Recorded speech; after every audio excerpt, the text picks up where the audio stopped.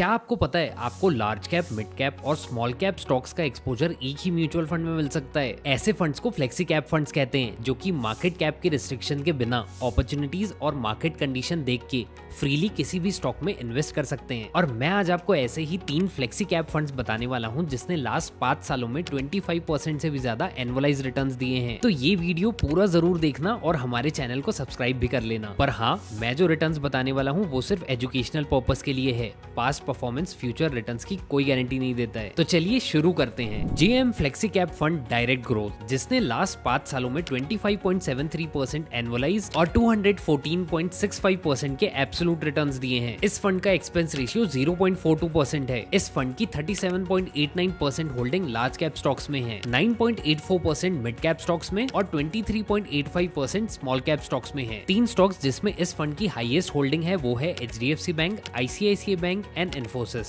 Number 2 पे है Parag Parekh flexi cap fund direct growth, जिसने लास्ट 5 सालों में 25.82% एनुअलाइज और 215.76% के एब्सोल्यूट रिटर्न्स दिए हैं। इस फंड का एक्सपेंस रेशियो 0.63% है। इस फंड की 49% होल्डिंग लार्ज कैप स्टॉक्स में है, 2.8% मिड कैप में और 5.75% स्मॉल कैप स्टॉक्स में है। 3 स्टॉक जिसमें इस फंड की हाईएस्ट होल्डिंग है वो है HDFC bank, power grid corporation of India and Bajaj holdings and investment. Number 3 पे आता है quant flexi cap fund direct growth, जिसने लास्ट 5 सालों में 33.82% एनुअलाइज और 329.78% के एब्सोल्यूट रिटर्न्स दिए हैं। इस फंड का एक्सपेंस रेशियो 0.59% है। इस फंड की 54.6% होल्डिंग लार्ज कैप स्टॉक्स में है, 16.92% मिड कैप में और 7.43% होल्डिंग स्मॉल कैप स्टॉक्स में है। 3 स्टॉक्स जिसमें इस फंड की हाईएस्ट होल्डिंग है वो है Reliance Industries, ITC limited and Motherson Sumi systems. वैसे आपके पोर्टफोलियो के बेस्ट परफॉर्मिंग फंड्स कौन से हैं ये हमें कमेंट्स में जरूर बताना। और ऐसे ही टॉप नॉच कंटेंट के लिए एंजल वन का यूट्यूब चैनल सब्सक्राइब करना मत भूलना। Mutual fund investments are subject to market risks. Read all the scheme related documents carefully.